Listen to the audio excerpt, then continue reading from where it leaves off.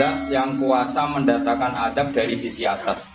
Misalnya meteor jatuh, terus Mars jatuh, tentu Allah mampu. Atau dari bawah, misalnya ditelan bumi dan sebagainya. Atau, dan ini yang sering terjadi, Allah menjadikan kalian itu saling nggak cocok, kemudian saling membunuh. Kan natijanya sama kan, misalnya kamu kena meteor kan ya mati, kena likuifaksi mati, disembelih mati. Ayo milih di jari bojo kuru mati, disentak wong kaget kakek utang mati. Ayat ini pernah saya baca satu hari setelah gempa Jogja. Setelah gempa Jogja itu satu hari saya nilik ke sana, itu bahwa memang Allah selalu mengingatkan potensi.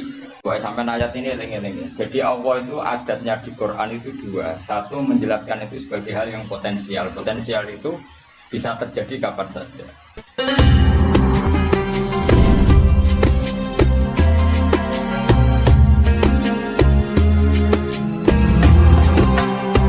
Ada yang diceritakan Allah itu secara faktual, yaitu rahmat. Rahmat itu kan selalu terjadi kapan saja. Maka itu diredaksikan Allah bisi hotil jasmi, dengan sifat kepastian kayak warahmati wasiat ulas, itu pasti terjadi dan terus terjadi. Tapi kalau adab itu Allah menceritakan itu hanya potensi adab. Meskipun kadang-kadang benar-benar diwujudkan, ya benar-benar. Pernah ada yang ngitung misalnya tsunami yang dahsyat itu hanya per 200 tahun. Gempa Jogja paling dahsyat itu pernah dihitung secara teori geologi itu hanya per 70 tahun. Artinya kalau adab itu ada siklusnya yang ekstrim ya. Tapi kalau rahmat kapan saja dan di mana saja. Maka pola-pola di Quran, kalau sampean mengkaji Quran, itu kalau rahmat itu mesti redaksinya itu bisi hotil jasmi, dengan sifat kepastian. Rahmatku pasti terjadi. Kata barok hukum ala nafsi rahmah, bahkan Tuhanmu memastikan dirinya pelaku pemberi rahmat dan Allah mewajibkan pada dirinya sendiri. Tapi kalau Allah menceritakan adab itu hanya redaksi saya mampu memberi adab, tapi tidak harus melakukan. Jenenge mampu kan tidak harus melakukan, tapi tetap potensi melakukan. Itu jenenge qadir apa? Maka di surat Tabarok misalnya caranya Allah ngendikan gimana coba, misalnya qul aro'aitum, diulang-ulang, amin tuman fis sama ayakhsifa bikumul ardo fa idza hiya tamur. Sebagian ayat qul aro'aitum aro'aitakum dan sebagainya. Kadang kan qul aro'aitakum in atakum adzabuhu, itu kan kira-kira maknanya gini, coba sekali-kali kamu berpikir setiap saat kamu itu kena adab. Lalu maknanya adab itu apa? Adab bagi seorang mubaligh misalnya tahu-tahu kena kasus perempuan kan yang langsung jatuh misalnya, karena itu ya siksa kan terus nggak laku, atau salah omong lala terus jadi dibully kan, apalagi atau salah undangan, ada mubaligh datang di undangan HTI kan langsung NU nggak mengundang misalnya. Nah ini rumah tenan ya. Kalau pastikan dan saya bertanggung jawab nanti ketemu pangeran ya. Nak rahmat iku mesti si ghodul jasmi, napa sigot pasti. Memang ini bahasa ilmu hadis si ghodul jasmi. Tapi kalau tentang adab itu Allah hanya menghentikan potensi. Potensi itu memang Allah mampu melakukan itu, mampu, cuma tetap diredaksikan potensi, bisa ya, bisa tidak. Makanya Allah ngeredaksino aamin tuman fis sama. Kenapa kamu leha-leha di bumi? Sementara orang yang di langit bisa saja membuat bumi ini tamur itu melumer, likuifaksi terus kita ditelan. Atau ya sebetulnya bumi baik-baik saja, tapi ada angin bandang. Fayursila alaikum qasifam minar rih fayurikokum bima kafartum. Kayak tsunami kan gitu, angin bekerja sama dengan gempa, terus sudah kamu di darat tapi fayurikokum bima kafartum. Makanya ahli gempa Jogja itu sama saya itu kagumnya bukan main. Karena tadi ketika tanya saya, Pak Bah, masalah gempa itu di mana, saya jawab tadi. Sebenarnya Quran itu pernah gambarkan orang itu tenggelam di darat. Fayusila alaikum qasifam minarih fayuhrikokum bima kafartum. Tinggal Allah melibatkan angin kan mengirimkan gelombang, kamu di darat kayak kasus di Aceh tapi tetap tenggelam. Jadi justru tenggelam itu bayangan Quran yang berupa adab itu fayuhrikokum bima kafartum, kamu tenggelam. Ya tentu kita ngomong potensinya saja. Kowe ora usah sok suci dengan kata bima kafartum, itu urusannya pangeran. Kita nuduh ngaceh kafir dhewe. Maka ini penting ada kesadaran ahli sunnah. Kalau Allah ngendikan ya kita diam saja, karena Allah itu ala kulli syai'in qadir bi kulli syai'in alim. Kamu tidak usah kecangkeman orang Aceh diadab karena banyak maksiat, ke malah goblok yang telulas. Podo-podo maksiat wong Aceh, rak maksiat wong Bali. Bali le maksiat wong Hollywood, Hollywood le maksiat wong Cina malah komunis. Enggak usah ngomong gitu, pokoknya adab itu Allah kuasa mengadab siapa saja. Tapi kita berhenti di situ, enggak usah ngomong siksa karena dosa. Karena kalau kamu ngomong dosa diperbandingkan ada daerah yang lebih dosa atau itu enggak wilayah kamu. Terus misalnya ono kisah melarat Qur'ane ra barokah. Ora usah nuduh ngono, iso wae justru melarat iku barokah, mergo ora kakean hisab nggo duwe wong. Justru pidato laris iso ora barokah, kakean nggo duwe wong. Rumangsamu ora ono tanggung jawab. Kan kita ndak pernah tahu. Wong jelas ana walatus aluna yauma idzin anina. Semakin dapat banyak tanggung jawabnya semakin banyak. Ora iso terus pilih-pilih wah putih ilmuku barokah lari-lari mbahmu. Tidak mesti semua di dunia itu tidak mesti semua. Yang sedang rezekinya banyak bisa saja hisabnya banyak. Tapi bisa saja memang barokah. Tapi saya rati rezeki iso wae adab, iso wae ngringakno hisab. Kita kan tidak pernah tahu. Nawali mesti ngringakno hisab. Tapi narawali pancen ya aki-aki adab. Saya ulang lagi ya, maka baca Quran di akhir zaman itu separuh tidak apa-apa. Ya sudah, Allah itu mampu yuhlikokum. Tapi untuk orang lain tidak usah kamu tuduh bima kafartum. Karena yang kamu tuduh itu orang Islam. Tidak perlu kamu bilang tsunami aja karena orangnya dosa. Itu sopo. Kok ngerti tulisan Allah Mahfud itu kalau karena ya sudah, roy kita tenggelam itu saja yang kita ngerti iyanan. Tapi rasa ngerti sebab. Itu ibarat gini. Ujung-ujung misalnya bojone itu hamil, orang mengamati kurang opo padahal semua balik terkenal. Ya kurang ganteng misalnya kan enggak pernah tahu. Kita mengkonfirmasi kan enggak pernah. Yang kita tahu ya minggatnya saja. Setelah itu sudah kita tidak perlu. Misalnya Aceh ada tsunami, ya sudah tsunaminya saja. Kira usah nerusno. Bima kafartum itu wilayahnya Allah. Makanya Rasulullah itu kalau ditanya ada adab itu Nabi enggak pernah nerus. Ya sudah ada adab, tapi kalau mansus ya mansus misalnya kaum Milut itu mansus karena adab. Tapi kalau orang Islam kan nggak mesti adab, bisa saja hukuman yang menjadikan malah bersuara. Kalau sama nggak percaya gini, dan saya menjamin pasti saya benar dalam hal ini karena saya berdasar hadis sahih. Sama-sama adab misalnya orang tenggelam, banyak kan orang mukmin disifati Nabi itu mati syahid. Kalau tak lawan sing darane wong Aceh itu mesti adab, tak lawan dunia akhirat. Selain wong sombong berarti tak maca hadis. Udah coba Nabi beberapa kali ngendikan umatku sing syahid itu sekian-sekian termasuk sing mata hori kon sing mati tenggelam. Artinya ada bentuk hori yang justru syahid. Kecangkeman dora tahu ngaji kecangkeman. Oh tak lawan dunia akhirat. Karena sok sucinya. Sudah kita baca ayatnya berhenti fayuh rikokum saja. Soal bima kafartum itu otoritasnya wilayahnya Allah Subhanahu wa taala. Dosa suci do cangkeman. Oh tak lawan tenan. Nek wong iku mlebu swarga aku usul nang pangeran. Ampun Gusti.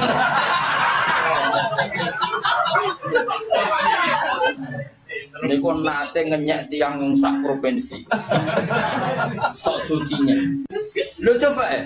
Banyak orang mati divonis misalnya kamu, wah itu krono adab. Ternyata Nabi ngendikan maktun wong lara weteng syahid. Gharib syahid, mahdum syahid. Orang yang mati korban, kan kita tidak pernah tahu. Ya sudah, bodoh-bodoh tidak pernah tahu, pakai yang husnul khotimah saja, pakai yang husnudzon saja. Ono hafid kok mati umay rubo. Milih sing husnudzon ya berarti syahid. Kategorinya mahdum. Jangan terus ono wah kena adab. Sesuai dengan ngedol Quran lu ngawur. Tak lawan sing ngomong-ngomong lawan. Siap lawan. Siap. Devala isis.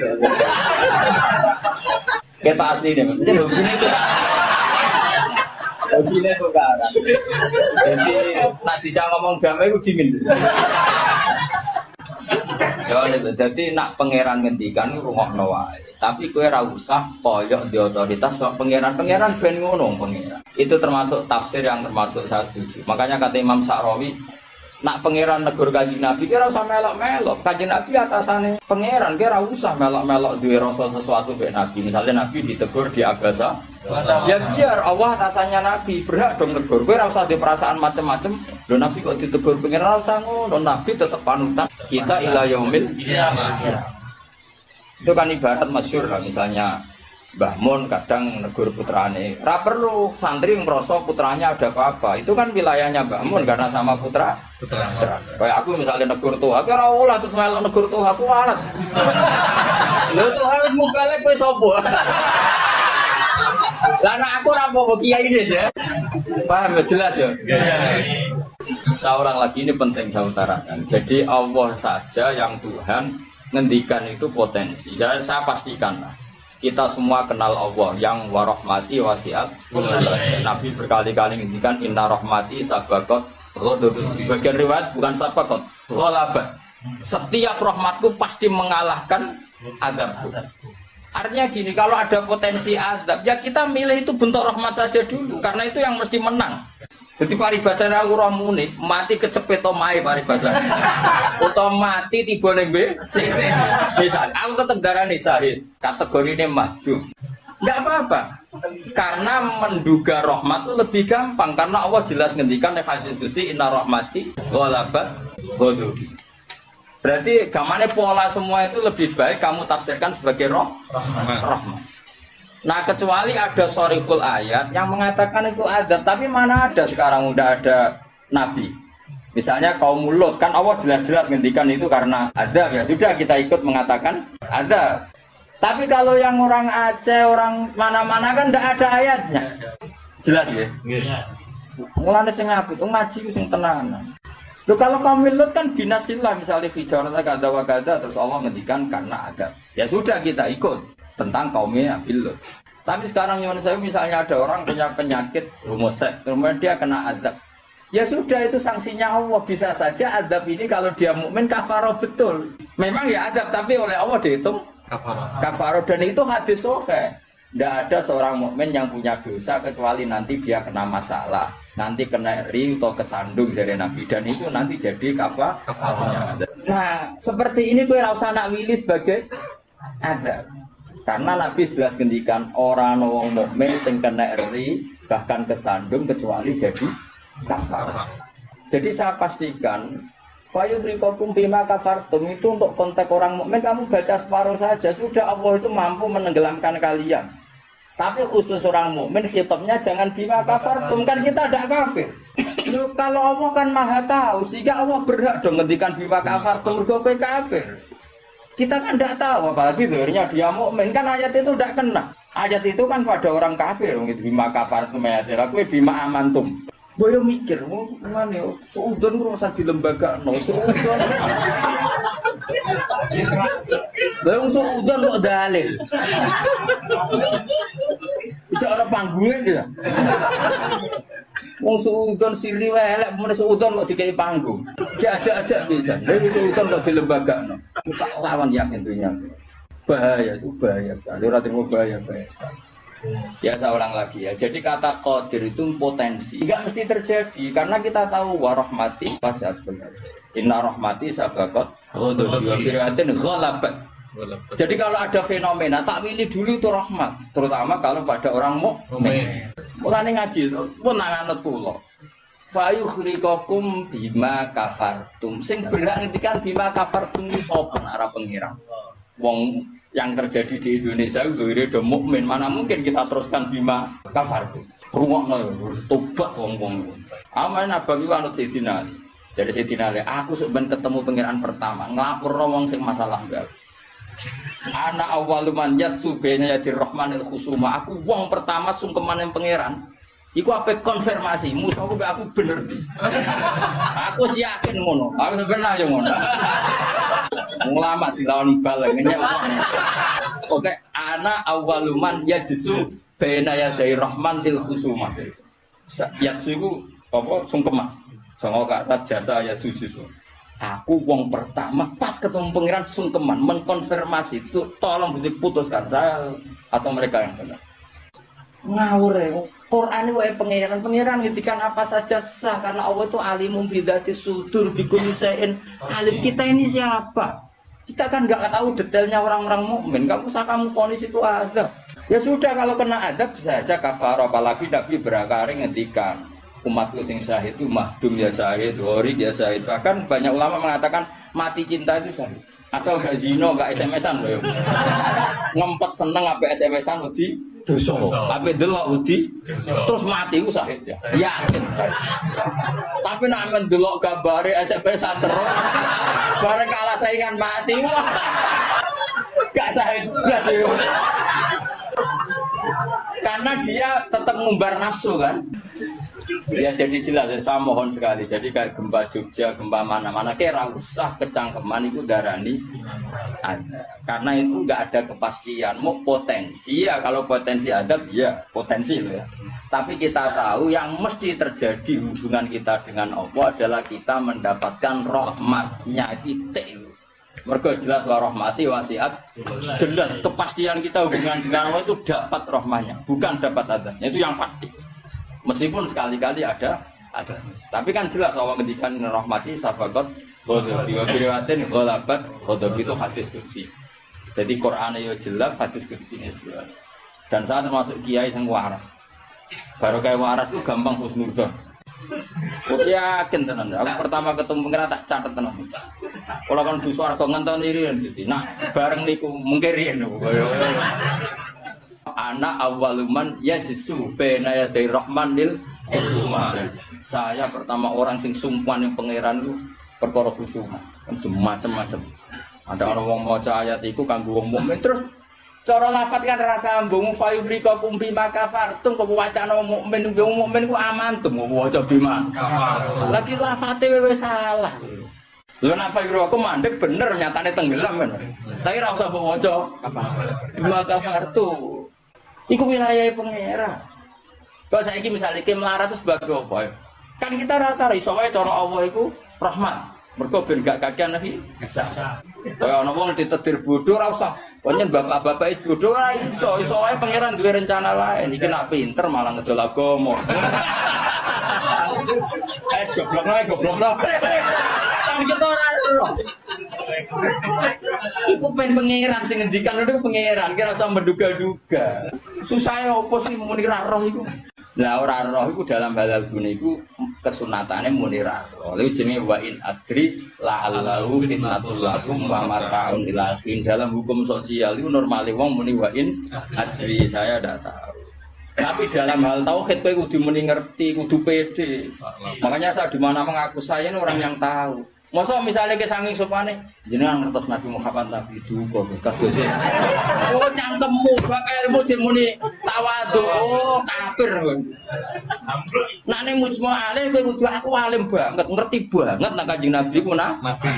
Oh malah ngapunten nggih kula tiyang bodho ngertos oh ya kafir ya sembrono. Takoki pangeran kuwasa mboten ngapunten nggih kula. Oh sopan lu mari neraka ya itu. Kudu pede, wah anak babiku aku ngerti banget. Nabi Muhammad itu Kanjeng Nabi ngerti banget.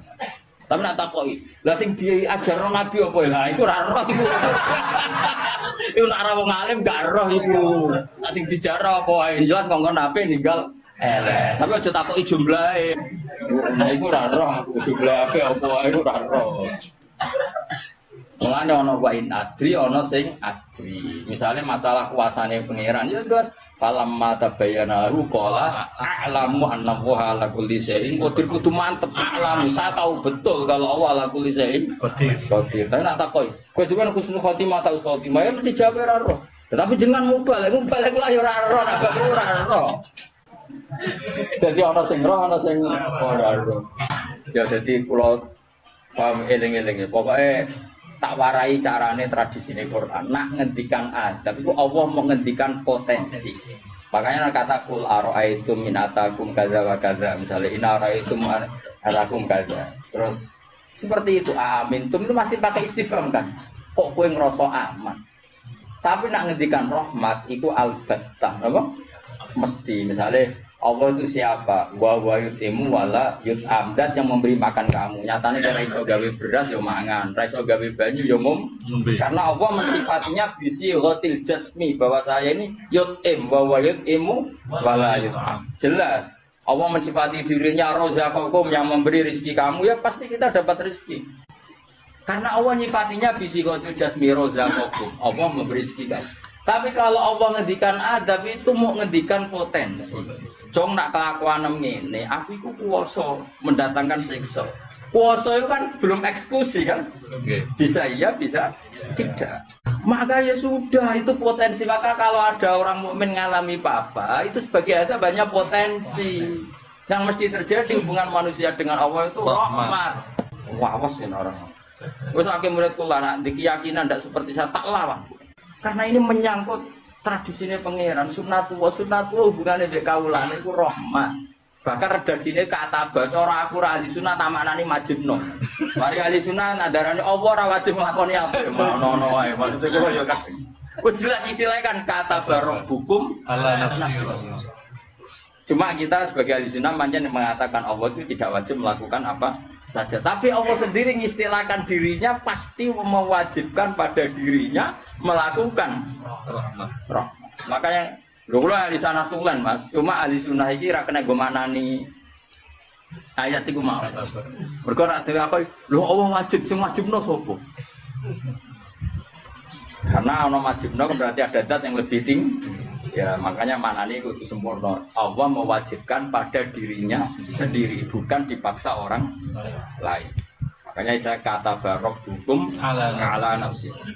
Nah kalau Allah mengharuskan dirinya berbuat rahmat, maka semua manusia, semua makhluk hubungannya dengan Allah itu pasti rahmat.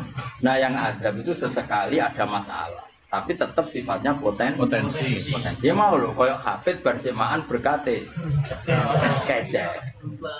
Iku ima Allah nyelamet no hafid sangka mangan barang syubhat, iso wae sing ngundang koruptor, sama kepengen nyelamet no ben hafid ramangan korupsi lagi hasil berkat. Iso pancen Quran kok didol terus diadap sini-sini.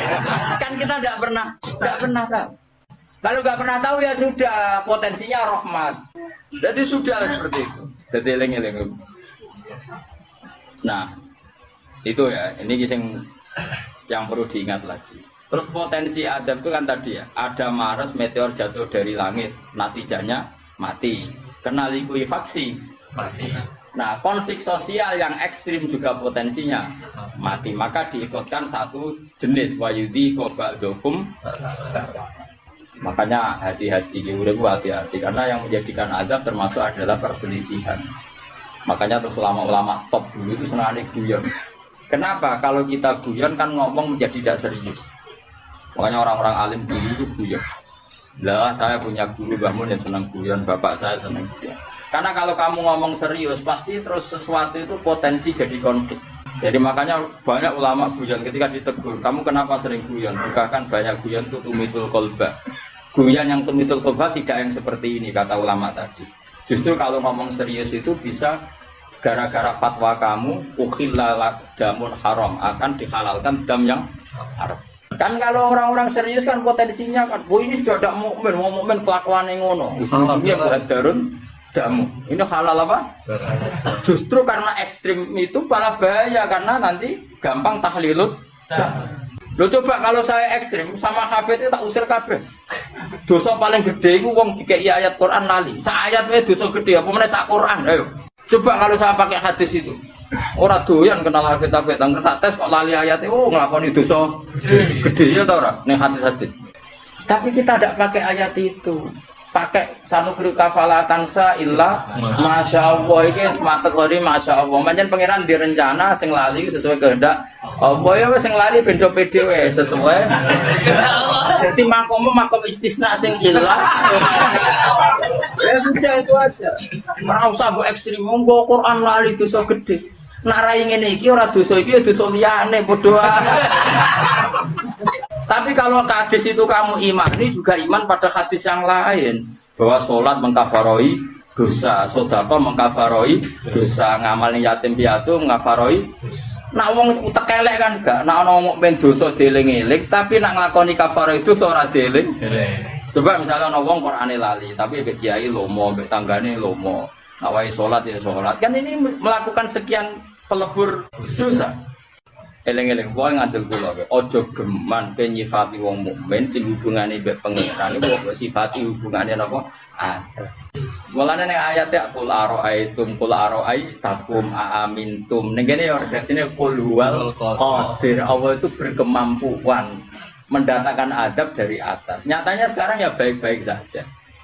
Ya pernah ada kayak ashabul fil, tapi itu kan memang Allah menyebut.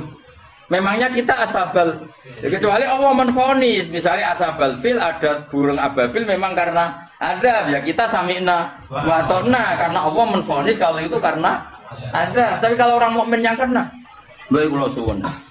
Hubungane wong mukmin be Allah iku yakini hubungan sing mergo Allah ngendikan nggih kata rabbukum ala nafsi rahmah. Sebagian wassalamu ala manit tabal. Jadi anggere ana wong mukmin hubungannya ambil Allah itu untuk salam, paham ya? Soal nanti ada salah-salahnya itu ya mesti kayak wong ya salah. Aku rasa mbok kandhani, macam kita pakai aku rasa kecangkeman. Dari sudah jelas Qur'annya gini, di Qur'an tinggi. Wah, saya pernah melihat ada kitab judulnya wela lihat sini loh ini. Saya ulang lagi, saya tidak bosan karena kita ini nusratan li ummati Rasulillah sallallahu alaihi wasallam. Kita akan bela mati-matian umatnya Kanjeng Nabi. Kan umatnya Nabi iman be Kanjeng Nabi wis salat wis maca sholawat. Zaman akhir kok ngene rusak ibadah. Mbok tuduh nak kena adab. Wis saiki. Wis tak nak kena sanksi kok Kanjeng Nabi lho nak ngendikan niku. Kanjeng Nabi nak ngendikan kan enak, wong mukmin kena ri, kena opo wae bahkan susah. Wong mukmin kok susah, susahe wae insyaallah dadi kafarah.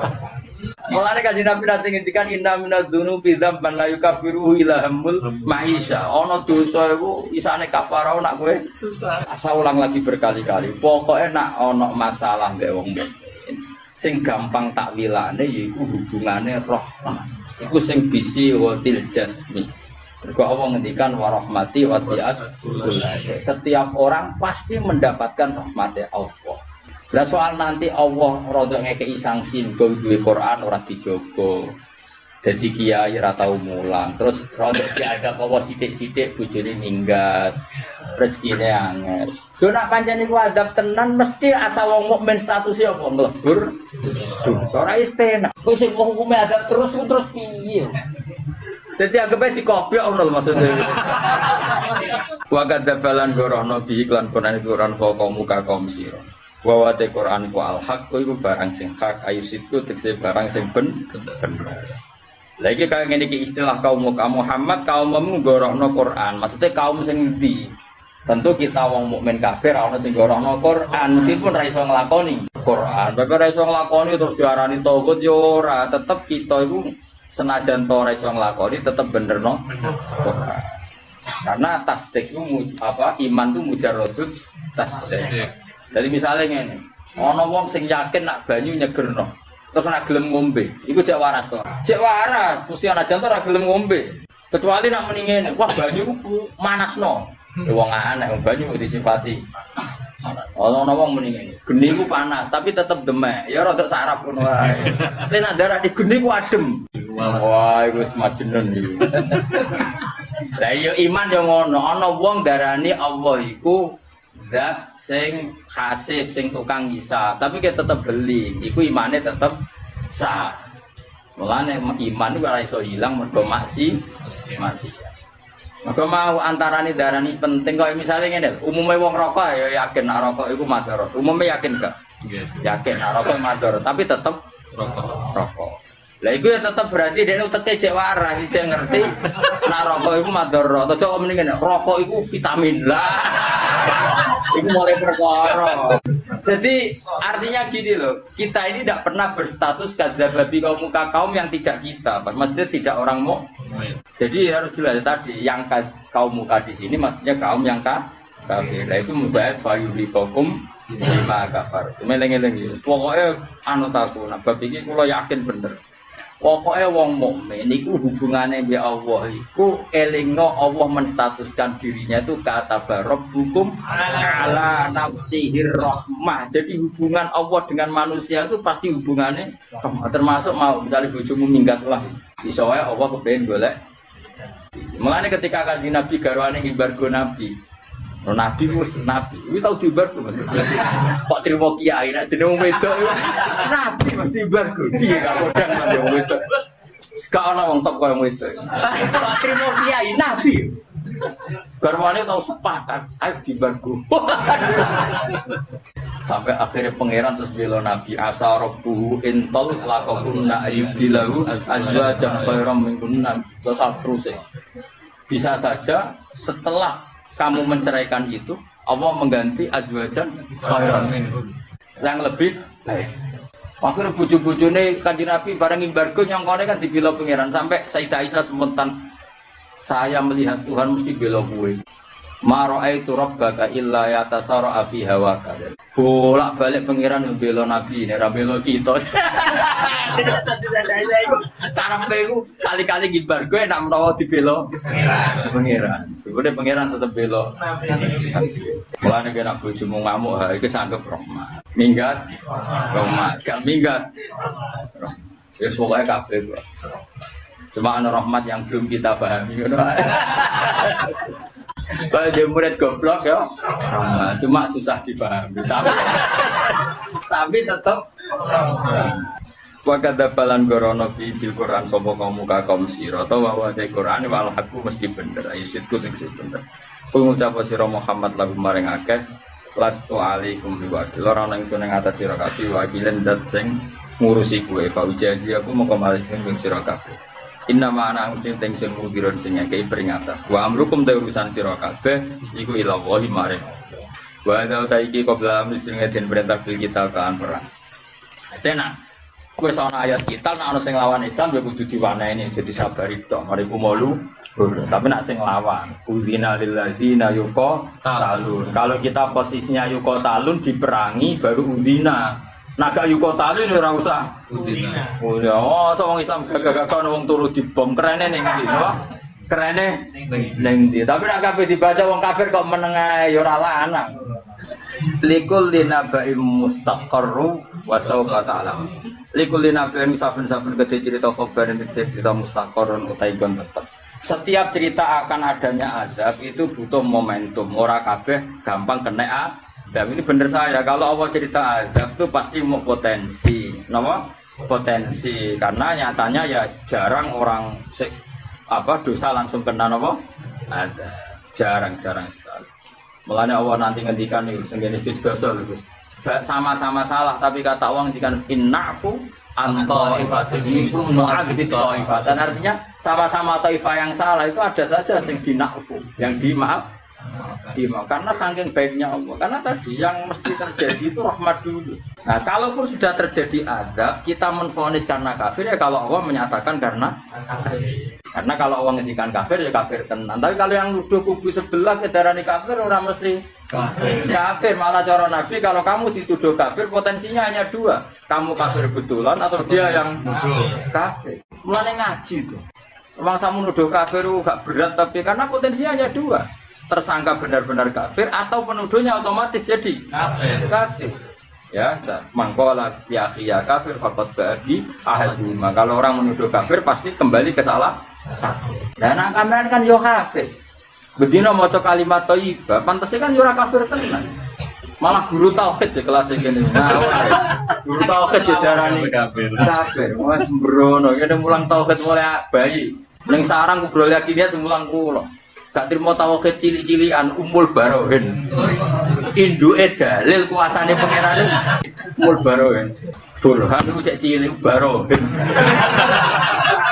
Wis barohin cek umul barohin. Kono ngaji ra tau nuduh kafir piye. Likulin abeni saben-saben cerita khabar mustaqarron tego tetep waktu ya kau kang tumibu adab di waktu wastakirun tetep apa adab. Wa minhu adabikum. Jadi kabeh perkara iku ana momene, terutama azab. Sudah berkali-kali saya bilang, insyaallah kabeh umat Nabi umatun marhumah, umat sing diwelas. Wong Kanjeng Nabi iku kaya apa sampe ngendikan wa ma kana wa yu'adzibahum wa anta fi. Allah tidak akan menyiksa mereka selagi kamu ada di mereka.